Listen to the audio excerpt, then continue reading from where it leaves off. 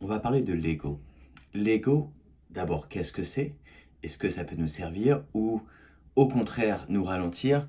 On va parler de ça aujourd'hui et je tiens à en parler dans le contexte d'une conversation. Donc, quand on a une conversation avec quelqu'un d'autre ou on interagit avec une autre personne, quelle est la place de cet ego? Est-ce qu'on doit lui laisser la place ou est-ce que l'on doit réduire cet ego ou même le tuer? On va parler de ça. D'abord, qu'est-ce que l'ego? L'ego, c'est une identification personnelle. Ça nous permet de nous distinguer d'autres personnes, d'avoir cette identité qui, même si on est dans une société, euh, on est dans un monde où tout est connecté énergétiquement, où on est co-créateur de cette réalité, on est extrêmement connecté au point de vue de l'âme, de l'énergie, des vibrations.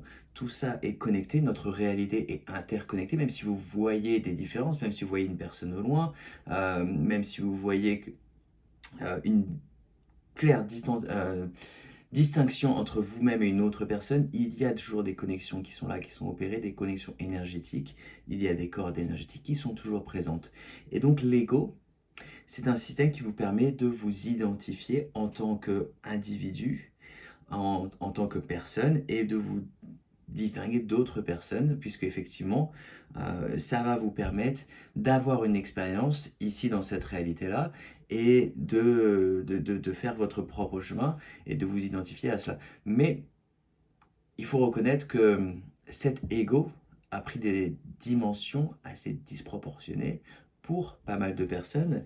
Il y a eu un effet, comment dire ça, ça a un peu explosé, cet ego a explosé à bien des aspects, et ce qui fait que les personnes, la plupart des gens s'identifient au sein de leur corps physique, leur mental, et voient cette identité-là comme leur identité seule, ont perdu leur souvenir que effectivement ils ont permis qu'ils sont une âme éternelle, et donc d'avoir perdu cette connexion-là, les gens s'identifient en tant que personne et restent accrochés à cette identité, sachant c'est moi, je veux que ce soit moi, ça peut être que moi, il faut que je prenne attention à moi, il faut que je prenne soin de moi, sinon je vais me perdre. Puisque s'il n'y a plus moi, je n'existe plus. Voilà, c'est aussi simple que ça. C'est une identité, c'est un processus de séparation d'autres personnes, de séparation même de la source. Et donc, avoir cette expérience de l'ego peut être essentiel pour cette expérience de vie actuellement sur la planète Terre, pour cette identification au sein de l'ego. Et pour autant, euh, ça nous permet de nous distinguer d'autres personnes, et on a besoin de cela, même quand on voit cela du point de vue de notre chemin spirituel, notre chemin évolutif. Donc voilà, on est une âme, on s'incarne, on a cette expérience, on a encore besoin de cet ego, puisque ça nous permet de nous identifier et d'avoir cette expérience à titre personnel, cette expérience de vie.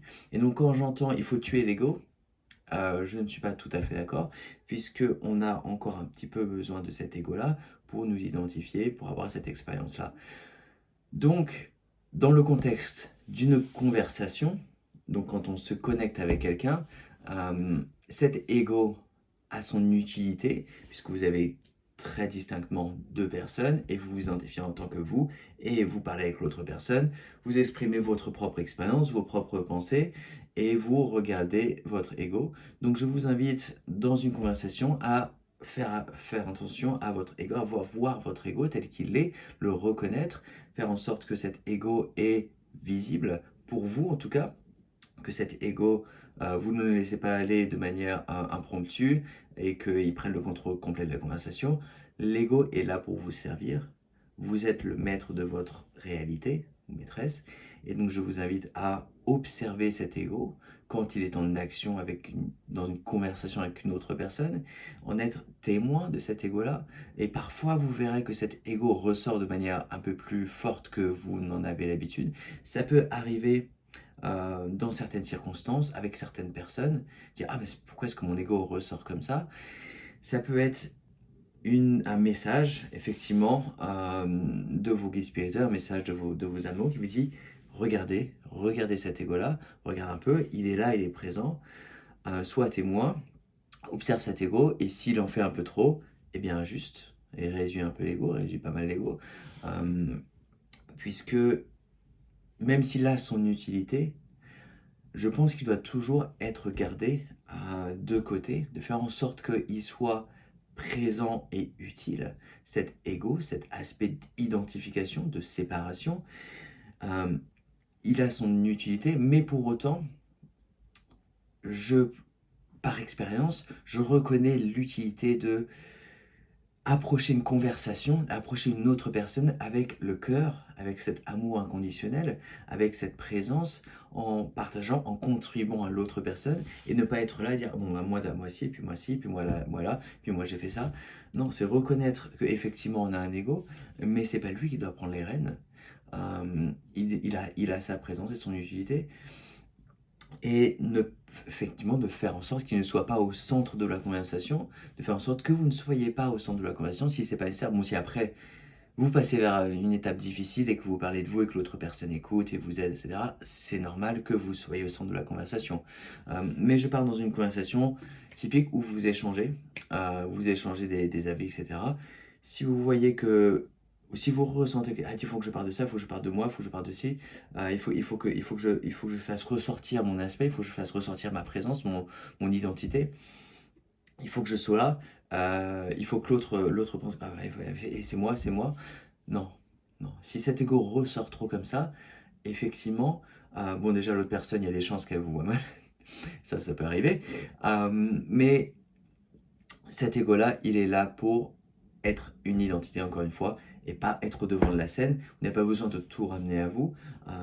Et si c'est le cas, si vous voyez que vous ressortez trop de questions personnelles, que vous parlez trop de vous-même, et que vous vous en rendez compte, eh bien, je vous invite à parler de l'autre personne, à poser des questions, à inviter à ce que l'autre personne soit plus en avant dans la conversation, et ça vous permette d'en apprendre plus sur l'autre personne, ça vous permettre d'évoluer plus, puisque plus vous apprenez d'autres personnes, plus vous avez cet aspect miroir, vous permet de voir quelle est la réalité autour de vous, quel est ce qui vous entoure, qu'est-ce qui vous permet de faire ce développement personnel, ce chemin miroir, ce chemin évolutif, cet aspect miroir, et de voir les personnes autour de vous, et vous dites, ah, cette personne a cette expérience, donc c'est un peu, quelque part c'est un peu en moi, donc je dois voir ça, et maintenant je fais ce travail, et donc si vous ne laissez pas la place à d'autres, à l'autre personne de s'exprimer, de parler de sa vie, de sa vérité, vous aurez moins l'opportunité de voir ce qui a besoin de changer, d'évoluer au sein de vous-même et de faire ce travail-là.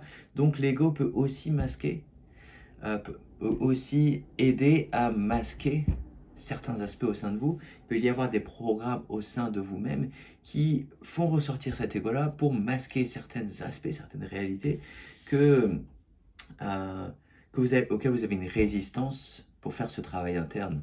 Donc, quand vous voyez l'ego ressortir parfois, je vous invite à le réduire et laisser la place à l'autre personne. Et vous vous rendez compte que effectivement, vous allez voir certaines choses ressurgir et l'autre personne va encore plus agréable, plus confortable de s'exprimer, puisque vous êtes à l'écoute attentive, écouter, savoir écouter l'autre personne, avec votre cœur, avec un cœur ouvert, un cœur compassionnel.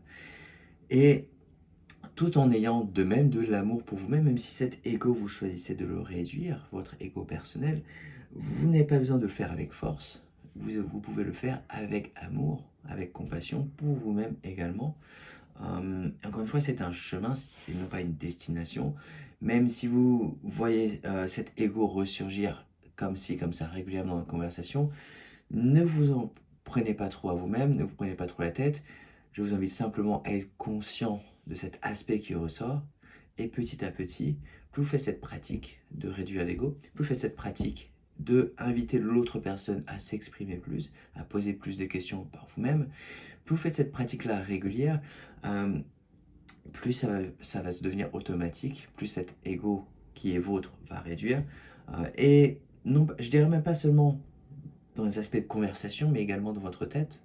Si vous voyez cet ego, cette identité qui ressurgit constamment, ce chemin mental est un chemin également énergétique, donc vous pouvez faire le choix de réduire cet aspect de l'ego qui est au sein de vous, de réduire cet aspect-là énergétiquement.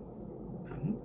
Et plus vous faites cet exercice de le réduire, de réduire cet ego qui était au sein de vous, encore une fois, ne pas le tuer, mais le réduire, plus vous faites cet effort-là, plus effectivement il va réduire et moins il ressortira.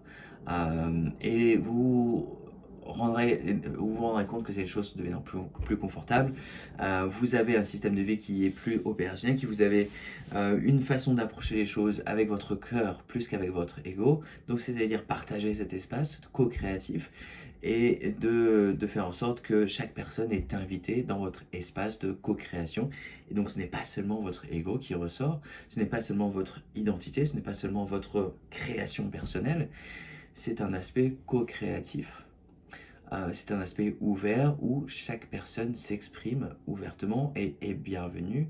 Euh, et chaque personne a l'opportunité d'apporter son propre petit ego. Voilà. Merci pour avoir regardé cette vidéo.